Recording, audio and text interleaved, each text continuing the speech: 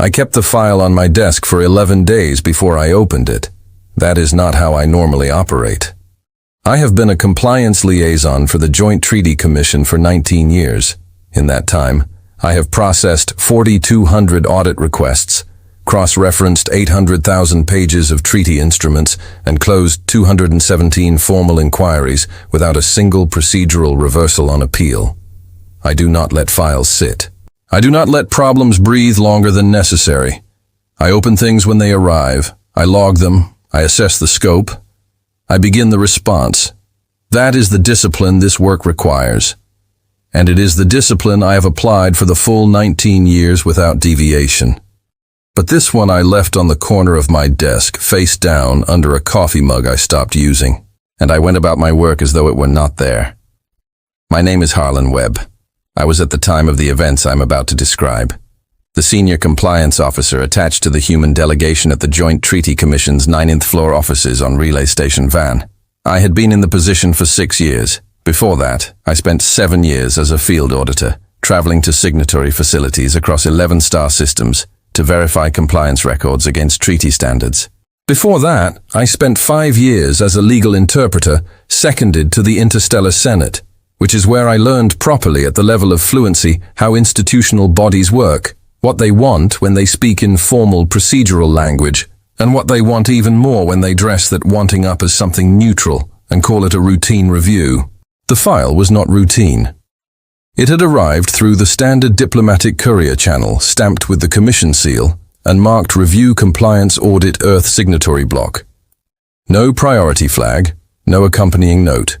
Just the file, the seal, in a requested response window of 90 standard days. In the ordinary course of things, I would have opened it within the hour, logged the incoming, identified the scope, flagged items requiring legal team coordination, and begun preparing the response materials. That is the ordinary course of things, and I know it well. But I recognize the signature on the authorization block. Counselor Examiner Dover Sen of the VETH Compact, third-ranked compliance examiner in the Commission's history by case closure rate, lead auditor on the Heron expulsion, the Tola sanction review, and the infamous Mekar deregistration, 3 of the largest punitive findings in the Commission's recorded history. The Heron expulsion had removed an entire species from the protected signatory role on the strength of her report alone.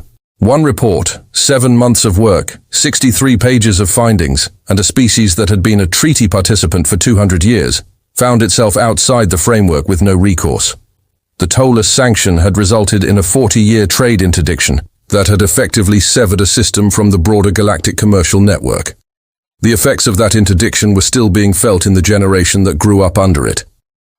The Mekar deregistration had ended Mecca's existence as an independent political entity within the galactic framework. They were now an administrative zone of the Hegemonic Compact, which was almost exactly what the Hegemonic Compact had been maneuvering toward for decades. She did not run routine reviews. She ran the final ones. There was a specific quality to her institutional record that people in this work recognized from a distance. The way you recognize the shape of a particular kind of weather on the horizon before you can identify the clouds. You did not send Dover to verify that everything was in order. The Commission had hundreds of examiners for that kind of work. You sent her when you had reason to believe that something was significantly wrong, and you needed a finding that would be unimpeachable under every challenge that followed, for as long as the record lasted. Her name in the authorization block meant that whoever had dispatched this inquiry expected to find something. They expected to find something serious. I left the file on the desk for 11 days. I thought about what it meant that she had been assigned. I thought about who had authorized the assignment, the third compliance chamber, which was on the authorization block. But the third chamber did not write request language like this. The mutual transparency clause framing alone was more precise than the third chamber's typical vocabulary, which meant someone with more sophisticated legal staff had drafted the scope and routed it through the chamber for authorization. I thought about the theocratic conclave of the VETH Compact, which had been pressing for a formal review of Earth's treaty standing for 8 years, and had never had the votes in any commission body to force one. I thought about the third compliance chamber being of the Commission's 5 bodies, the one where VTE influence was strongest.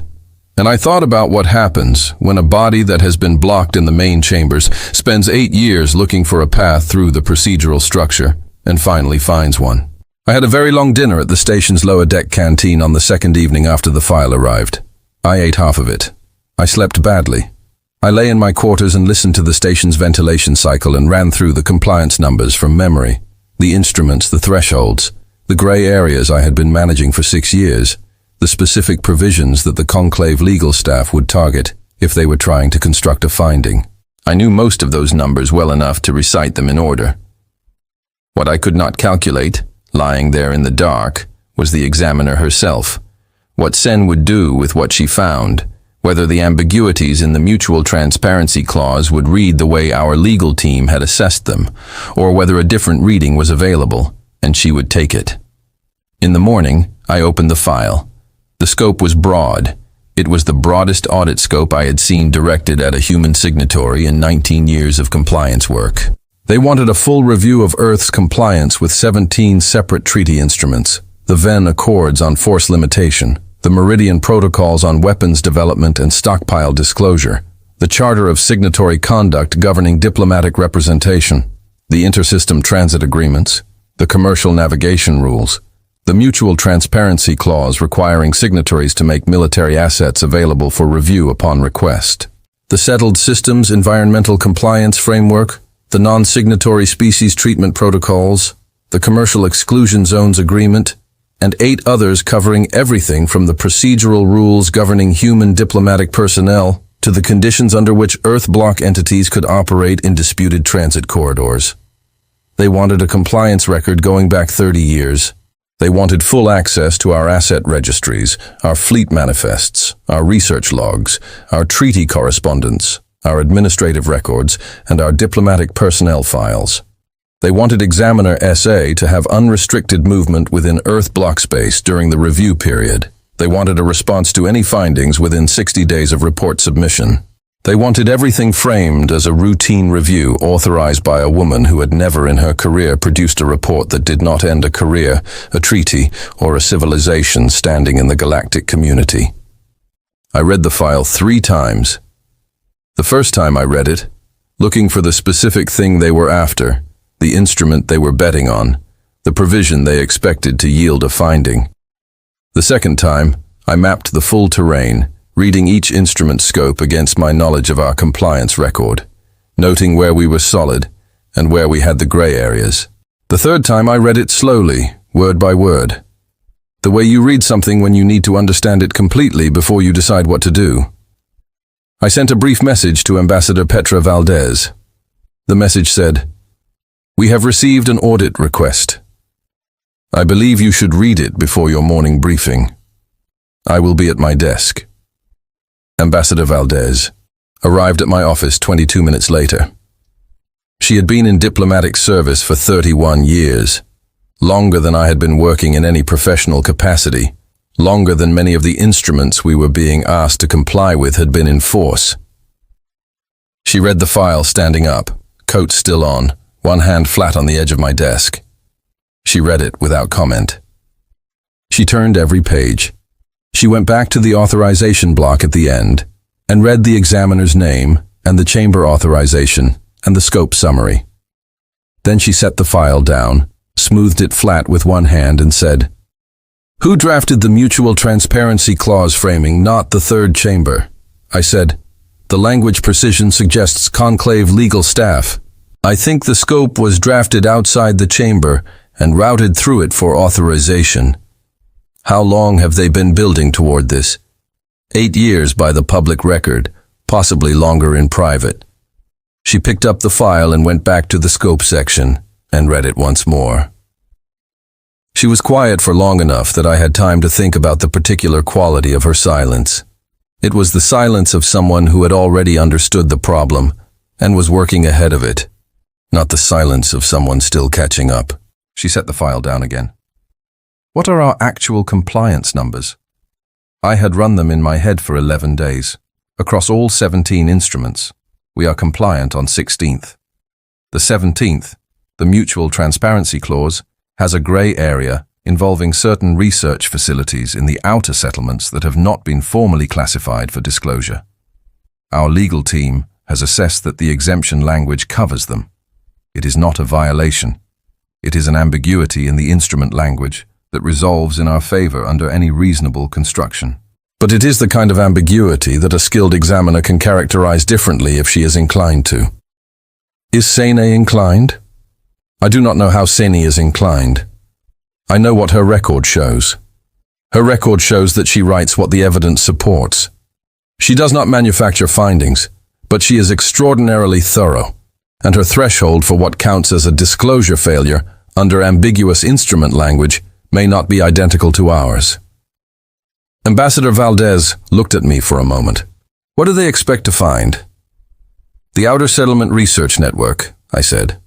That is what the Mutual Transparency Clause framing is targeting. They know it exists. They may not know its full scope, but they know enough to know it is larger than our formal disclosures reflect. They expect Sen to examine it, find the undisclosed portions, and characterize the failure to disclose as a violation of the clause. Valdez nodded. She put on her coat fully and picked up her briefing folder. Cooperate fully. Give her everything she asks for. Schedule the access reviews at her convenience. Assign her a liaison. You, not a junior, pull the compliance documentation for all 17 instruments and have it ready before she arrives. Complete documentation, not the minimum. Everything.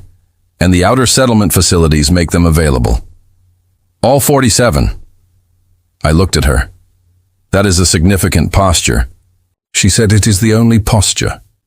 If we conceal anything, if Sen finds one thing we did not volunteer, one thing she had to dig for, one thing we held back by a single day, we hand them the story they want to tell.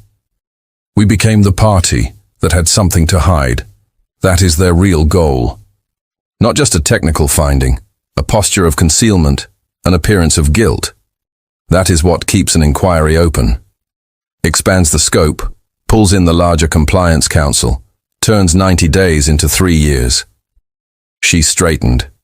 We give her everything. We answer every question before she asks it. We make her job so complete and so easy that her report writes itself from the record we provide. And what it writes is the record as it actually is. Full compliance, fully documented, fully disclosed on request. She picked up her coat. But understand what we are doing. We are not simply being cooperative because we have nothing to hide. We are being cooperative with a specificity and a completeness that communicates something we want Sin to understand from the moment she walks into the archive room, that the documentation she is about to examine reflects work that was done carefully over a very long period of time by people who took the treaty framework seriously. We want her to understand that before she reads a single document. I said, and if she understands it and writes it in her report, then she writes what we have actually built, and the record stands on what we have actually built. Set up the welcome briefing for when she arrives. I will attend personally. She left. I sat at my desk for a while. Then I began preparing. The preparation took the full 14 days before Sene arrived. Our legal team had 12 people, and I had all of them working on documentation organization from the day after I briefed them. We organized the compliance records for all 17 instruments into a coherent archive. Not just the required 30 years, but the full 50 years of Earth's treaty participation, arranged by instrument, cross-referenced by provision, annotated with the specific treaty language that applied to each data point. We flagged every ambiguity, assessed it, and included the legal team's written assessment of how it was resolved and why. We prepared supplementary documentation for any provision where the base record was accurate, but might benefit from additional context for the Outer Settlement Research Network specifically. I had each of the 47 facility administrators contacted personally by my office. I told them to prepare their full archive for the examination. Every project log, every research manifest, every administrative decision, every output record going back to each facility's founding. I told them the examiner would have unrestricted access to every room and every file. I told them I expected the same quality of cooperation that we were providing at the commission level. Most of them understood without needing further instruction. The outer settlement research community had been operating under a specific kind of awareness for a long time.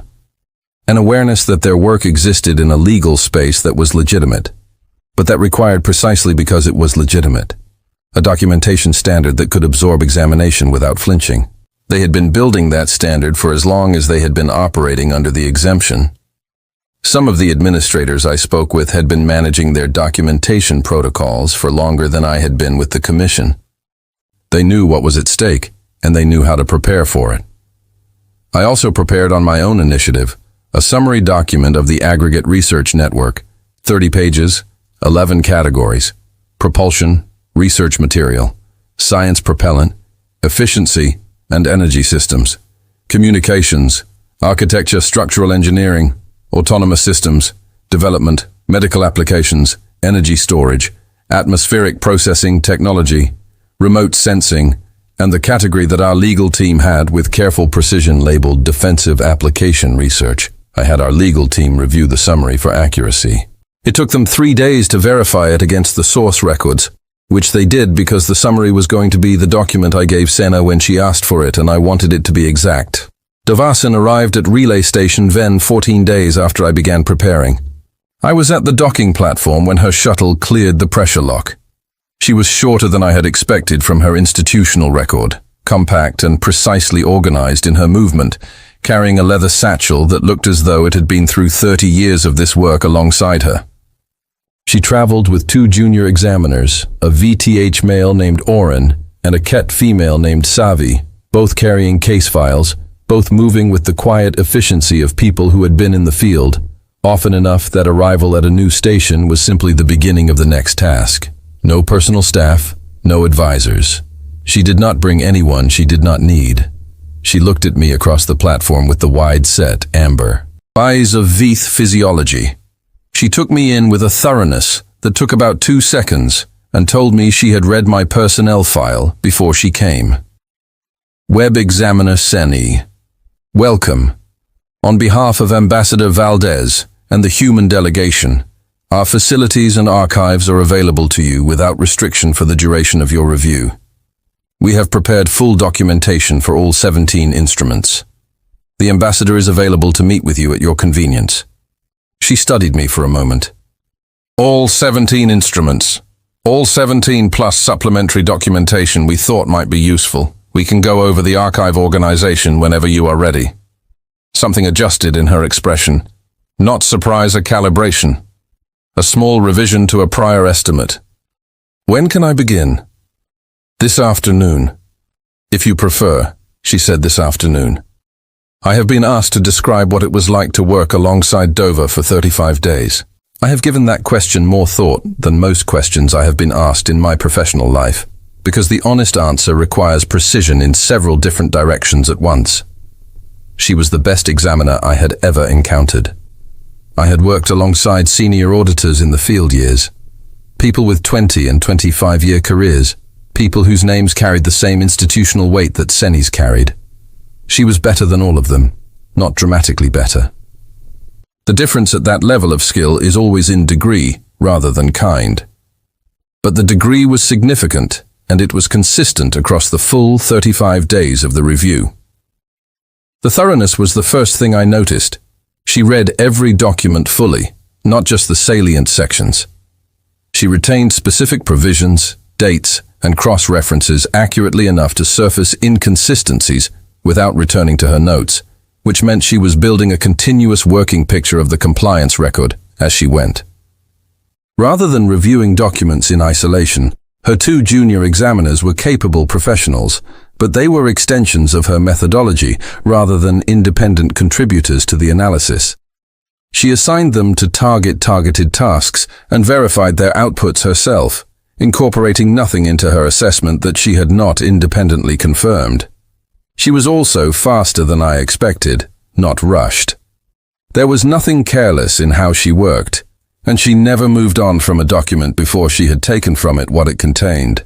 But the speed at which she processed a page of treaty-adjacent compliance documentation and correctly identified its relevance to the instrument at hand told me that she had reviewed enough similar records that the pattern of compliant documentation was deeply familiar to her. What she was doing, I think, was not reading for comprehension. She already comprehended the standard. She was reading for deviation from it. And when she found none, when the documentation was exactly what treaty-compliant documentation looks like, organized the way it should be organized, referencing the provisions it should reference, cross-cheat against the standards that apply. She moved on quickly because there was nothing there to hold her attention. In the first 3 days, she cleared 6 of the standard instruments, the Venn Accords, the Meridian Protocols, the Charter of Signatory Conduct, the Inter-System Transit Agreements, the Commercial Navigation Rules, the Non-Signatory Species Treatment Protocols, full compliance across all 6. The documentation was in order. It was not merely in order. It was organized with a completeness that I could see. From the length of time she spent on each section before moving on, she had not been expecting.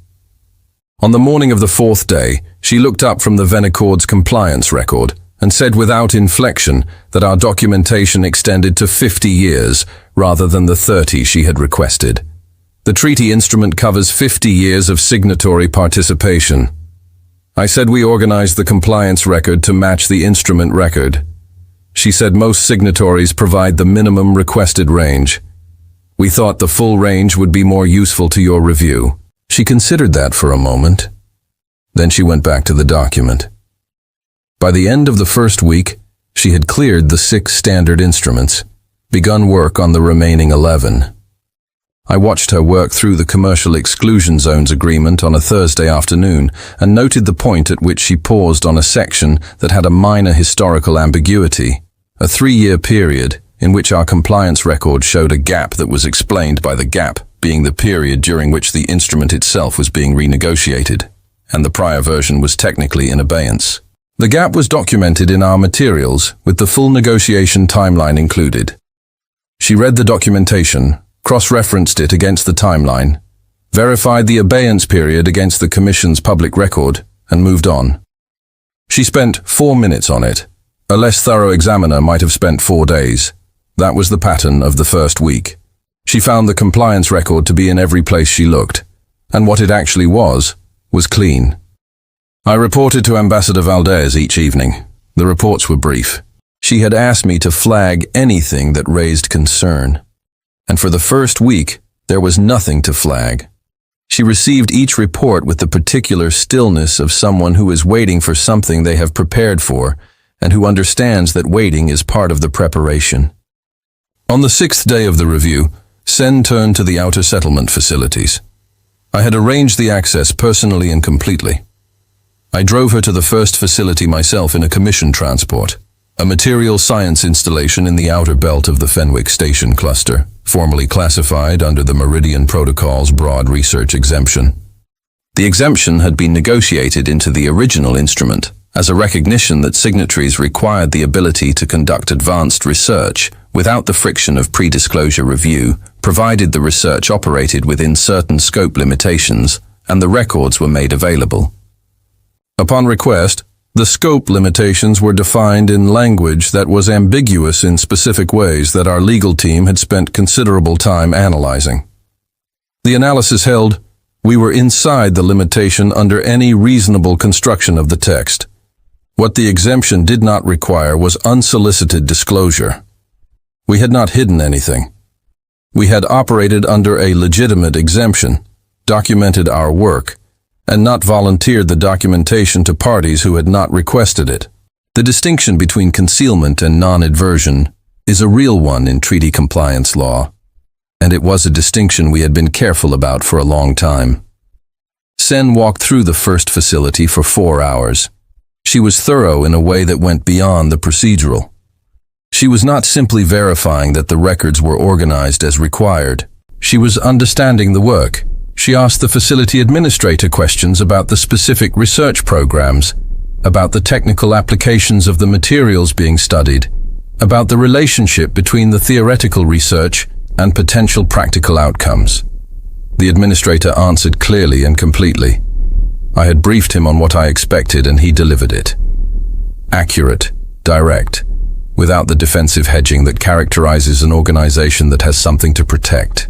At the end of the 4 hours, Sen stood in the main archive room and looked at a wall of storage units.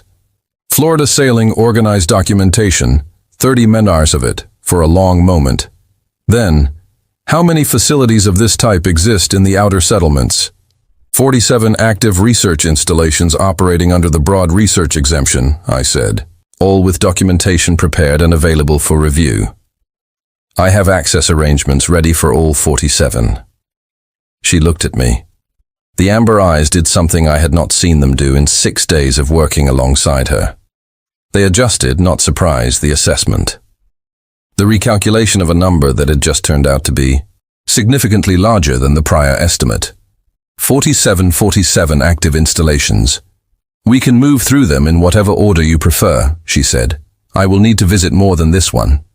Of course, I said, all 47 are available. She returned to her notes. I returned to watching her. Over the following 18 days, she visited 11 of the 47 facilities. She did not need all 47. I had known she would not, and she knew it too, because the 11 she visited were sufficient to understand the full scope and character of the network. She chose them deliberately. A material science facility, a propulsion research installation, 2 atmospheric processing stations, a communications architecture lab, a structural engineering facility, 2 energy systems installations, a remote sensing station, and the 2 largest of the defensive application research facilities. The moment I want to describe precisely occurred at the 7th facility, the propulsion research installation in the Calder settlement cluster. It was housed in a building that had been expanded 3 times over 30 years, and now occupied a footprint that I had always found slightly surprising when I visited it in an official capacity. Not because it was dramatic in its appearance, which it was not, but because the scale of it only registered when you were inside it, and the proportions of the active research bays became apparent. Sen was reading the technical manifest for the facility's current project list. The manifest was 70 pages. She had been reading it for about 20 minutes, seated at the administrator's conference table with the document flat in front of her and her notes to one side when she went still. It was gradual, the specific quality of attention deepening when it encounters the thing it was actually looking at. For underneath all the things that merely looked like it, she sat for a moment without reading. Then she turned back 2 pages and read a specific section again. Then she looked up at the main assembly bay through the conference room's internal window. The full length of the bay is visible, 12 active test platforms, the burn sequences running along the south wall with the particular low-frequency vibration that you felt before you heard it. She looked at the bay for a moment, then she looked back at the manifest.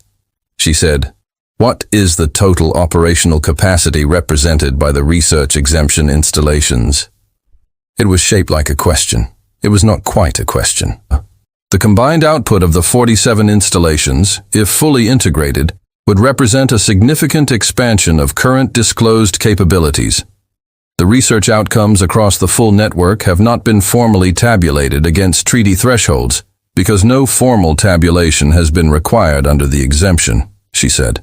Has anyone tabulated them informally? Our legal team has prepared a summary document. I can make it available. Yes, I gave it to her that evening. 30 pages, 11 categories. I had prepared it before she arrived, knowing it would be requested at some point, and I had wanted it to be ready when she asked. She took it to her quarters. I know she read it that night because she requested 3 supplementary documents before the next morning. Documents that could only be identified if you had read the summary carefully and followed specific citations embedded in the analysis. I had all 3 waiting on her desk when she arrived. She looked at the documents. She looked at me. She picked them up and went to work without comment. I want to be precise about what she was finding because it is important to what I am trying to put in the record. We had not violated the treaty. I mean that in the full substance of the thing, not the legal surface of it. Across 17 instruments, across 50 years of signatory participation, we had operated inside the framework. Every exemption we had used was legitimate. Every ambiguity we had interpreted in our favor had been assessed by our legal team under the applicable standard and found to resolve that way under reasonable construction. We had not manufactured compliance. We had not reverse-engineered the appearance of compliance onto activity that was actually non-compliant. We had built what we built from the beginning with the treaty framework in front of us, and we had built carefully enough that the thing we built was in every verifiable particular complaint. What we had not done was advertise the scope of what we had built. The framework did not require us to. The mutual transparency clause required disclosure upon request, not continuous unsolicited reporting of everything we were doing under the research exemption. We had made the facilities available. We had given Sen the summary document. We had answered every question before she finished asking it. That was the full extent of our obligation under the instrument, and we had met it completely. But the scope of what we had built when fully assembled from all 47 facilities and all 11 categories of output was large.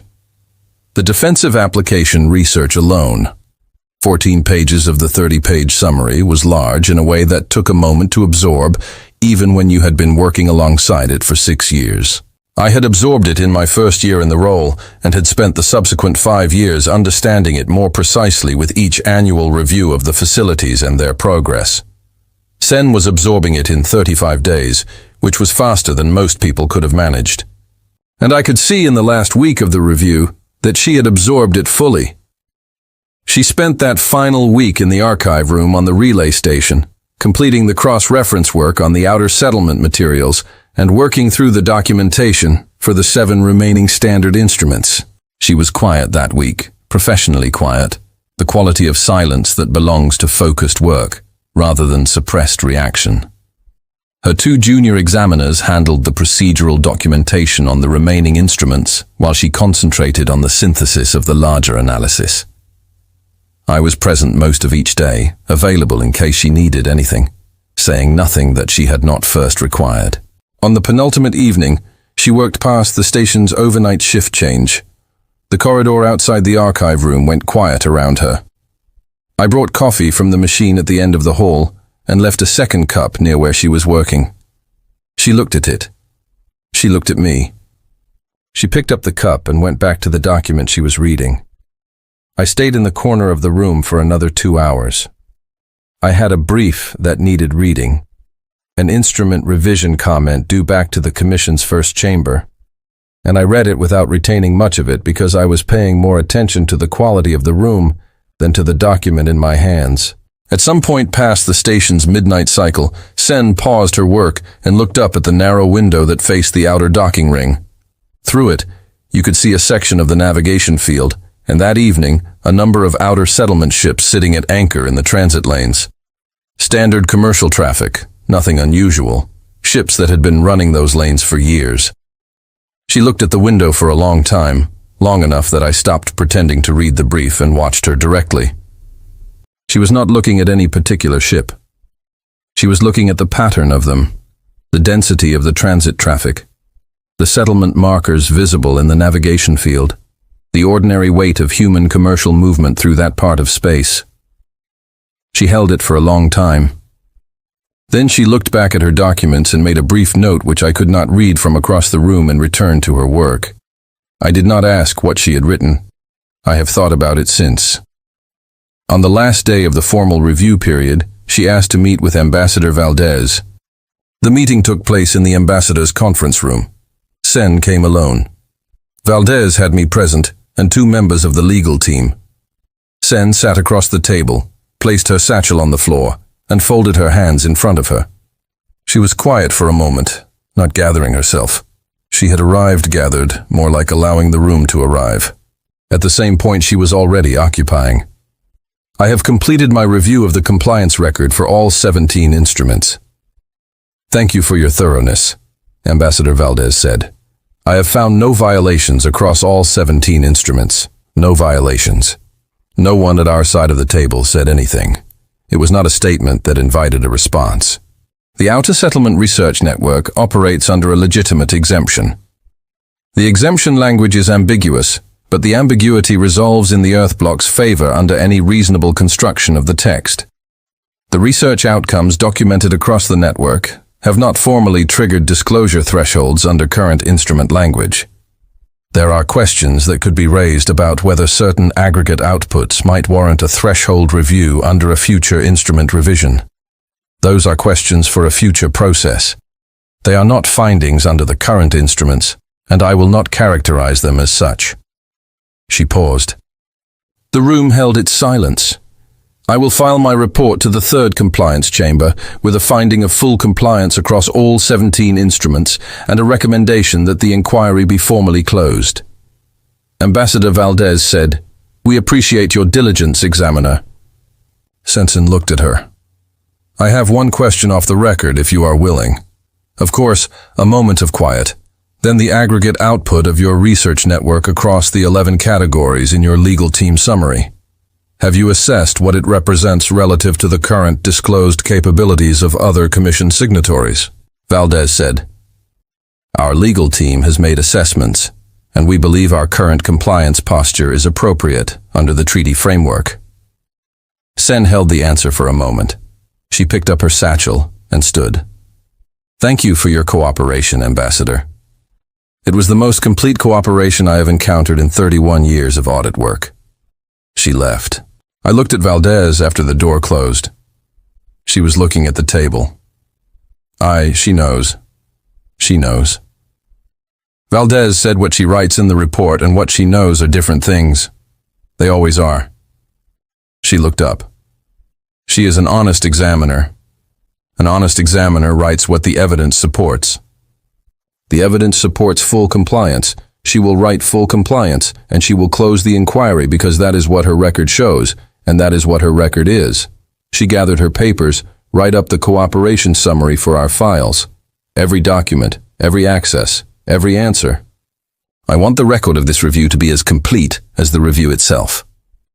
I went back to my desk and spent the rest of the afternoon writing it. 43 pages, every document provided, every facility opened, every question answered. When I finished, I read it over once, then I filed it. The report arrived in the third compliance chamber's record 41 days later. 7 pages, 4 procedural, 2 compliance findings, full compliance across all 17 instruments, no violations. The Outer Settlement Research Network, operating within treaty parameters, under the broad research exemption. No disclosure threshold formally triggered. Possible future instrument revision questions, noted without prejudice. Current findings. 1 page. The recommendation. Formally close the inquiry. No further action required.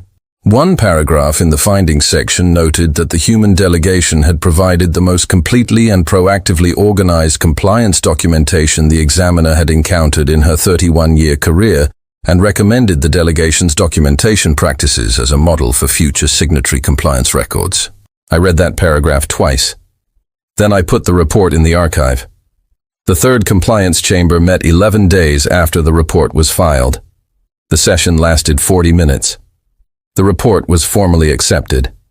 The inquiry was formally closed. A motion to retain the matter for further review was raised by the VETH Compact's representative on the chamber. It failed to receive a second. In the chamber where VTH influence was strongest of any of the Commission's 5 bodies, no one seconded the motion. I thought about what that meant for a long time. It is worth recording what I think happened in that chamber in those 40 minutes, when the report landed on the table and was read by people who had spent 8 years building toward a different outcome. Sen's report said, "We were compliant." That was the finding. That was the record. You cannot dispute a finding of full compliance on the grounds that you expected to find something else. Not in a body that operates on procedural rules. You cannot dispute it when the examiner is the one you chose. When the documentation was provided voluntarily and completely by the party under review, when the examiner herself noted it as the most thorough cooperation of her career, you have no grounds. You have no motion that can survive even the first procedural challenge because the record is what it is, and you cannot argue against a record you created. The motion failed. The inquiry closed. The record stood. I have thought a great deal in the years since about what Sen found and what she understood about it, not the compliance findings. Those were clear, and she was too good at her work for them to be anything other than clear. I mean what she understood about what lay beneath the compliance, the full scope of the research network, the aggregate across 11 categories, the number she had arrived at in the archive room, sitting alone with the summary document, the supplementary materials, and 31 years of experience assessing treaty-relevant capabilities across multiple species. I think she had done the math herself. I think she had done it that last week in the archive room quietly, in the margins of the work she had been assigned to do, and the number she arrived at was large enough that she sat with it for a moment before filing it in the place where you file conclusions that are outside the scope of your current assignment. Her assignment was compliance. The compliance was what it was. The number, what the compliance represented, what 50 years of careful documented work inside the framework had accumulated into, what it meant for the broader galactic balance that a signatory had spent, that long building, that particular architecture with that particular level of discipline. The number was not hers to report. She had been assigned to assess 17 instruments, and she assessed them, and she found full compliance, and she wrote full compliance, and she recommended closing the inquiry. That was the whole of it. I left the Joint Treaty Commission 4 years after the Senate review. I took a position advising the Outer Settlement Administrative Council on treaty compliance frameworks, which was quieter work, more reading, and less institutional pressure. More time spent identifying provisions that were too ambiguous to be reliably enforced. Less time spent in the architecture of response that the Commission required. I was good at it. I had spent 19 years learning to read treaty language the way it was actually written rather than the way it was intended. And the gap between those two things was where the most consequential work in this field had always lived. I looked up Senna's record periodically in the years after. She continued working for the Commission for 9 more years before she retired. In those 9 years, she produced 11 reports, 7 full compliance, 3 violations with formal sanctions, 1 partial compliance with an instrument revision recommendation. Her retirement notice listed her notable cases: the Heron expulsion, the toll sanction, the Mechadare registration, and the others.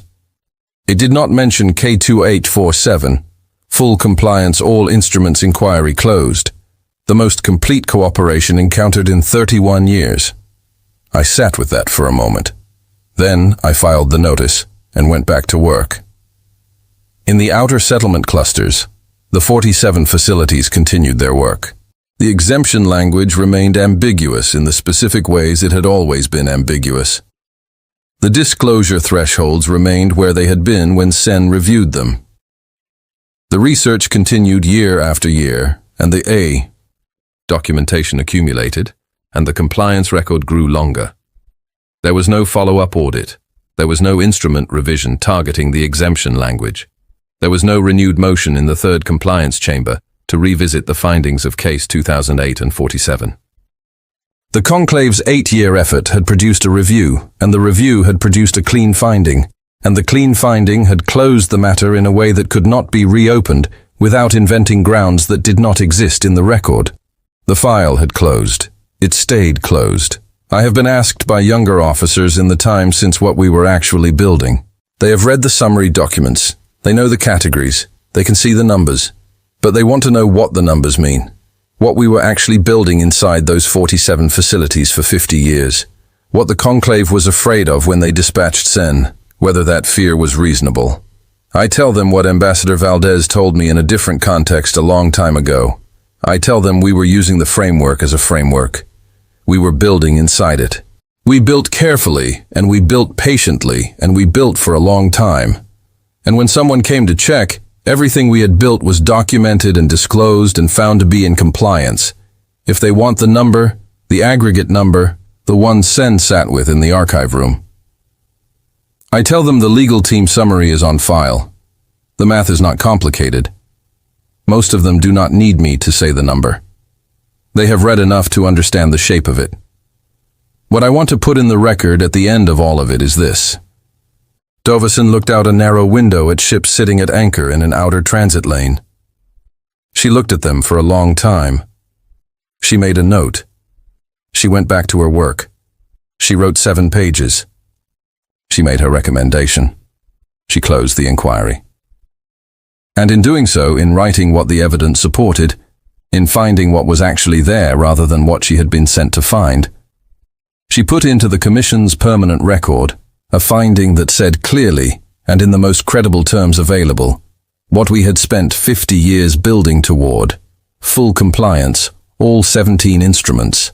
The most thorough documentation encountered in a 31-year career. Close the file, it closed. The work continued. That was enough. Let me be more specific about what the preparation looked like, because the preparation is part of what I am trying to put in the record. It is not separate from the story. It is the story, or most of it. We had, at the time of the audit, a compliance infrastructure that had been built incrementally over the full 50 years of Earth's participation in the treaty framework. It had not been built in anticipation of CENI specifically. It had been built in anticipation of exactly this. The moment when someone serious came to look, and we needed the record to speak for itself, without any assistance from us. In my 6 years as senior compliance officer, I had inherited that infrastructure, understood it, extended it, and added to it. My predecessor had done the same, his predecessor before him. There was a continuity of intent across those decades that was not formally documented anywhere. There was no memo, no founding document, no institutional mission statement that said, "We are building a compliance record that will survive the most serious examination the Commission can deploy against us." It was simply understood by everyone in the role and everyone around the role that this was what the work required. You built the record. You built it carefully. You built it against the instruments as written, not as interpreted favorably to you. You built it against the ambiguities, identifying where the language was unclear and documenting your assessment of how it resolved and why. You did not build it for the moment of crisis. You built it continuously in the ordinary course of the work because the moment of crisis would arrive eventually, and when it did, the record would be what it was. The preparation for sin was not in that sense preparation. It was an organization. We took the record we had built and organized it in a way that made it fully accessible to the most thorough examiner we expected to encounter. We annotated where annotation would help. We cross-referenced where cross-referencing would demonstrate the connection between the compliance position and the treaty language. We went back further than requested because going back further showed something that shorter records cannot show. Continuity, consistency, the same compliance posture maintained to the same standard year after year after year. You cannot manufacture that kind of record in the 14 days before an examiner arrives. You can only produce it by having actually done the work. That was what we gave Sen, not a performance, the record itself. I also want to describe one of the outer settlement facilities more precisely because the facilities are central to the story in a way that the compliance documentation is not. And because the way I think about them has changed somewhat in the years since the audit. The defensive application research installations were the largest category in the summary document by page count, which was partly a function of how broadly the category was defined and partly a function of the actual scope of the work. They were not weapons programs. I want to be careful about that because the phrase defensive application research has a specific meaning in treaty compliance contexts, and I do not want it to be misread. The Meridian protocols define the research exemption in terms of applications that are not directed at offensive capacity. They use a definition of offensive capacity that is somewhat technical and that our legal team had analyzed in considerable depth. The defensive application work fell outside that definition under our legal team's assessment and under any construction of the definition that treated the treaty language as governing what it said it governed. What the defensive application facilities were doing in practical terms was studying the gap between what we had disclosed as our current capabilities and what we would need to maintain the integrity of Earth block space against the full range of threats that the current galactic environment presented. They studied that gap scientifically. They did not close it. They were research installations, not production facilities. They identified it, characterized it, modeled it, and developed the theoretical foundations and the materials and the technical architectures that would allow the gap to be closed quickly if the need arose. None of that was a violation. None of it triggered a disclosure threshold. All of it was documented and made available on request. But when you stood in one of the larger facilities and looked at the scope of what was being modeled, the breadth of the scenarios being studied, the depth of the theoretical work, the sophistication of the materials being developed in anticipation of applications that had not yet been formally authorized, When you looked at it fully and understood what it represented, you understood something about the relationship between what we had disclosed and what we were capable of. That was not strictly speaking in any treaty document. That was what Sene understood when she read the 30-page summary and the supplementary documents.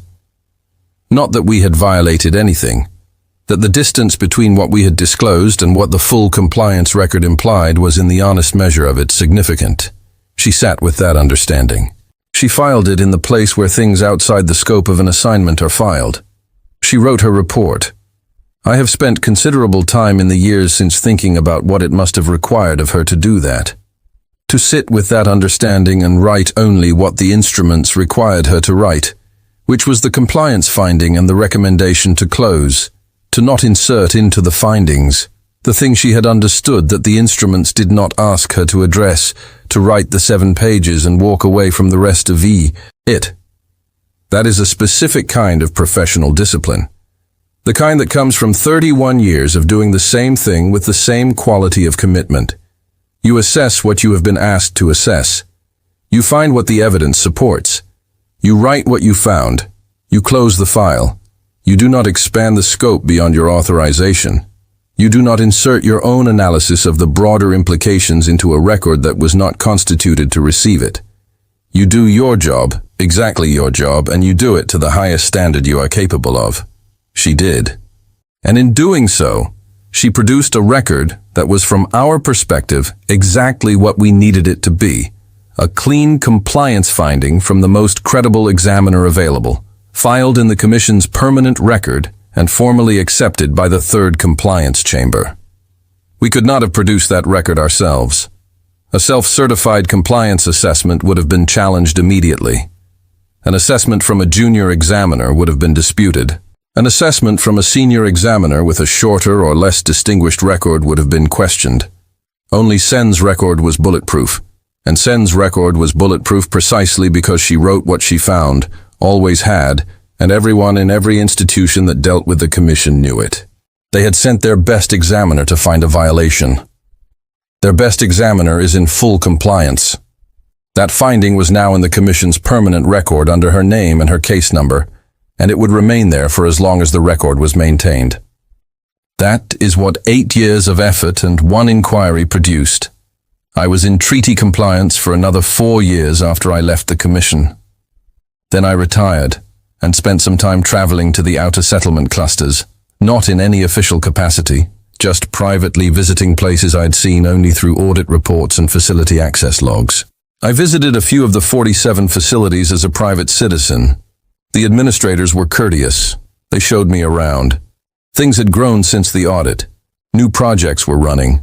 New archives were filling. The documentation continued to accumulate. At one facility, the largest of the defensive application installations in the Marine cluster, I stood in the main research hall and looked at the scale of what was being done and thought about Sen standing in a smaller version of this same kind of room and going still in the specific way she had gone still when the scope of it registered. I thought about the 7 pages, the clean compliance finding, the closed inquiry. I thought about the work continuing. I do not know what the conclave expected when they spent 8 years building toward that inquiry. I do not know what they told themselves they would find, or what they planned to do with the finding.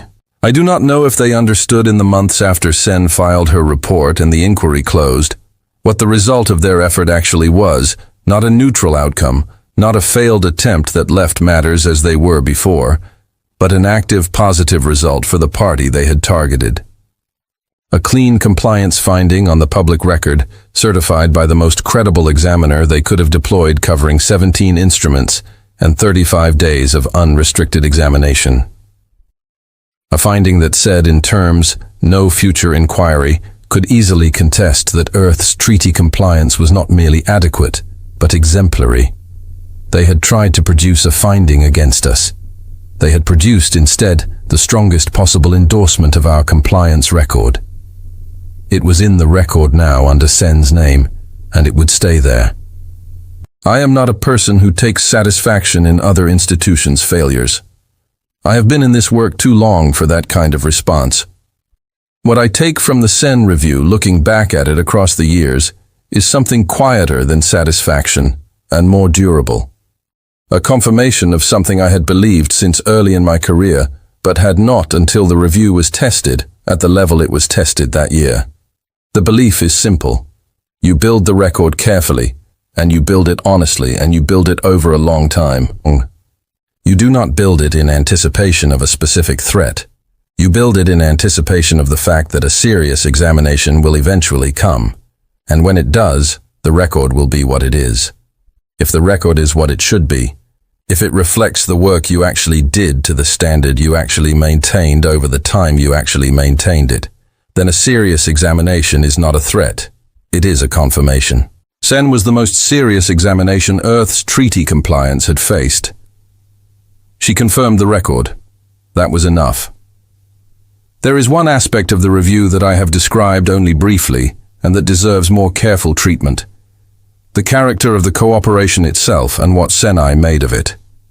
As the 35 days progressed, an experienced examiner learns to read cooperation the way a doctor reads a patient's behavior in a consultation. There is the cooperation that is performed, the organization that is too neat, the answers that are too ready, the welcome that is too warm, and it communicates to someone who has seen enough of it that the party being examined has something specific it is managing around. There is the cooperation that is reluctant, the delays, the documents that require additional requests, the access that is technically granted, but practically difficult, and that communicates clearly enough that there is something the party would prefer not to have found. And then there is the cooperation that is simply accurate, the record that is what it is, organized the way it should be organized, made available without ceremony or anxiety, ready for whatever examination requires. I had spent 6 years making certain that our cooperation, when it was finally required, would be of the third kind, not the first kind, not the performance of compliance, which reads as concealment just as clearly as actual concealment does. The third kind, the kind that communicates nothing except here is the record. Examine it, find what is there. I watched Sen recalibrate over the first week of the review, not dramatically. She was not a person given to dramatic recalibration, and she had seen too much in her career to be easily surprised, but I could see it in the specific quality of how she moved through the documentation. In the first days, she was reading with a particular vigilance, a heightened attention that was looking for the thing beneath the surface, the inconsistency, the gap, the place where the documentation went thinner than it should. She was doing her job the way her job required her to do it, which was not to trust the surface, but to test it. After the first week, the quality of her attention shifted. She was still thorough. She was always thorough, but the vigilance had a different character. She was no longer testing the surface for what might lie beneath it. She had found that the surface held, and she was measuring the depth of it. That was the change I watched happen. And once it happened, the review took on a different quality entirely. It became, for the remaining weeks, less an interrogation of our compliance record and more a study of it. She was not looking for violations. She was looking at what we had actually built, and she was looking at it with the full seriousness that it deserved. I found that harder to watch than the interrogation phase, if I am honest. An interrogation you can manage. A serious, attentive study of the full scope of what you have built and what it represents. That is something else that requires you to sit quietly, while someone who is very good at understanding the implications of things takes the measure of something you have spent your career maintaining and extends that measure as far as it will go. She extended it as far as it would go. I watched her do it. I watched her read the summary document and the supplementary materials, and I watched her sit in the last week of the review with all of it and take the full measure. And I thought about Ambassador Valdez's instruction. Give her everything. Answer every question before she asks it. Make her job so complete that her report writes itself. And I understood in a way I had not fully understood when Valdez had said it, what the instruction actually contained. It was not simply a strategy for managing the inquiry. It was a recognition of what the record actually was, and a decision to let the record be what it was, without protecting it from examination. Because the only thing that could threaten a record that was genuinely clean was the attempt to shield it from serious scrutiny. A clean record survives examination. It does not need protection. The act of protecting it is what creates the appearance of vulnerability. We had not protected it. We had opened it completely, and Sai had examined it completely, and the record was what it was. I have thought about what she wrote in that brief note at the end of the long evening looking out the window at the ships in the transit lane. I have thought about it more than any other single moment in the review. Perhaps because it is the moment that is most opaque to me. The one thing in the whole of those 35 days that I could observe but not know. Everything else I could read from the evidence. I could read the compliance findings from the documentation. I could read her understanding from the questions she asked and the moments when her attention shifted. I could read the direction of the inquiry from the supplementary document requests and the facility visits she prioritized. But the note is hers. I do not know what it says. I know what she was looking at when she wrote it, and I know the quality of attention she was bringing to the window before she returned to her work. And from those two things, I have constructed several possible versions of what it might say, each of which seems like something a person of her experience and her discipline might write at that moment. Some of them are brief, some of them are only a few words. One of them, the one I return to most often when I think about it, is simply the word enough. Not as a judgment, not as a conclusion about whether the thing she had found was acceptable or not acceptable, just as a recognition. The word you write when you have taken the full measure of something, and the measure is complete, and you understand it in its completeness. She looked at the ships. She made a note. She went back to her documents. The inquiry closed. The record stood. The work continued. That is the record of it. I want to record one more thing about the outer settlement community, because it is relevant to the character of what Senna found, and I have not described it fully. The administrators and research directors at the 47 facilities were not the main people with institutional connections to the treaty compliance work I did at the Commission. They were scientists and engineers and program directors who had spent their careers doing research in a remote and relatively unglamorous part of the settlement network, building facilities and running programs that operated under a legal framework most of them understood only in its practical implications. What you could do, what you had to document, and what would happen if you were ever examined. They were not lawyers. They were not diplomats. They had not spent years in the treaty apparatus the way I had.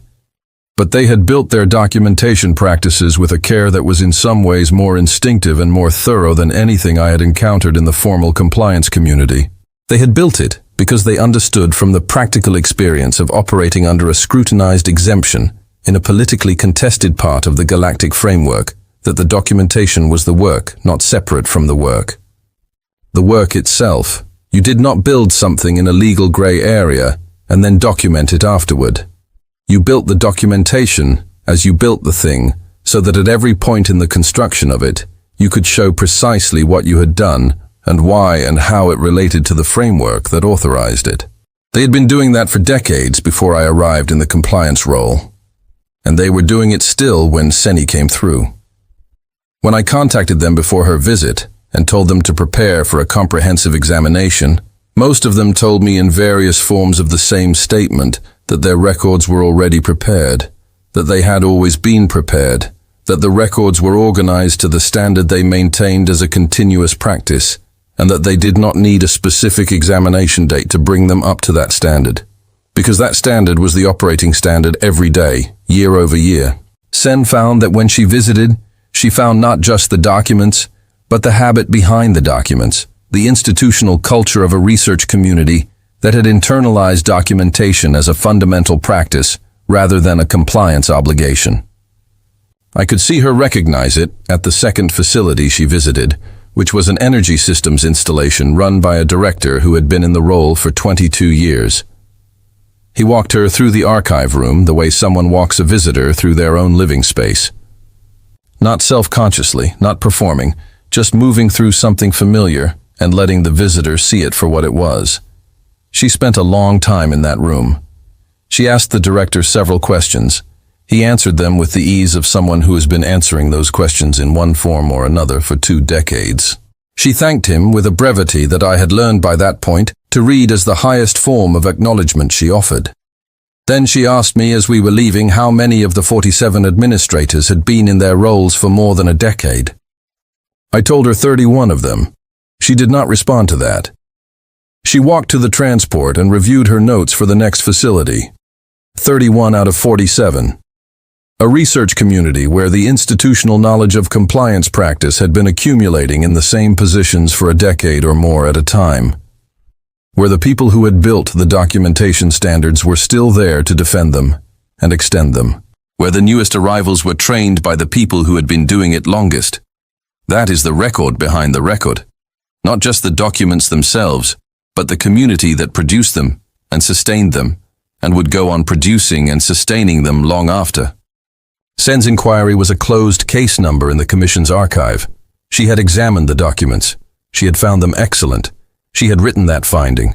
The community that produced them continued its work.